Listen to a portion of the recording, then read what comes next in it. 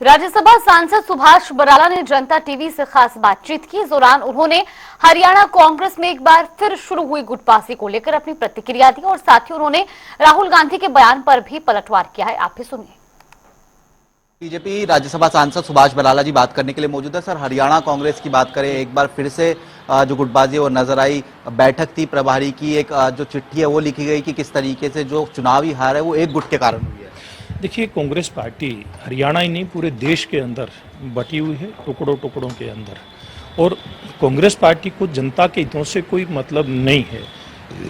देश को कैसे तरक्की के रास्ते पर लेकर के जाना, इससे कांग्रेस पार्टी को कोई सरोकार नहीं है।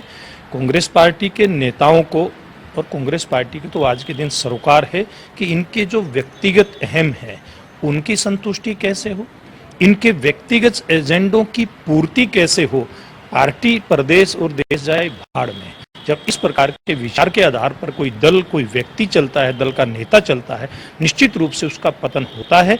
और उसी रास्ते पर चल करके आज कांग्रेस पतन की ओर अग्रसर है। कांग्रेस देश भर में जिलाध्यक्षों को मजबूत करने के लिए आज से 3 दिवसीय बैठक भी करती हुई नजर आएगी। हालांकि हरियाणा के संदर्भ में बात करें तो इतना लंबा समय हो गया सर, जो पूरा संगठन है वो नहीं बन पाया है। देखिए, मैं तो ये कहना चाहूँगा कि देश के अंदर सत्ता पक्ष तो मजबूत होता ही होता है, विपक्ष भी अगर मजबूत हो तो निश्चित रूप से लोकतांत्रिक व्यवस्थाओं में जनहित की बात होती है, जनता के हित के मुद्दे उठते हैं।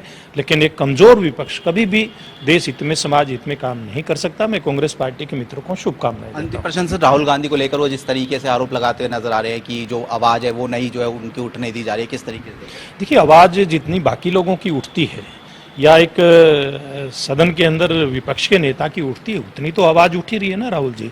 आप चाहते हैं कि सबसे सर्वोच्चता के आधार पर आपकी आवाज उठे, नियम से ऊपर उठ करके आप अपनी बात कहें, वो तो चल नहीं सकता। देश तो और देश की संसद, देखिए संसद से बड़ी कोई चुने हुए प्रतिनिधियों के लिए कोई सभा नहीं हो सकती।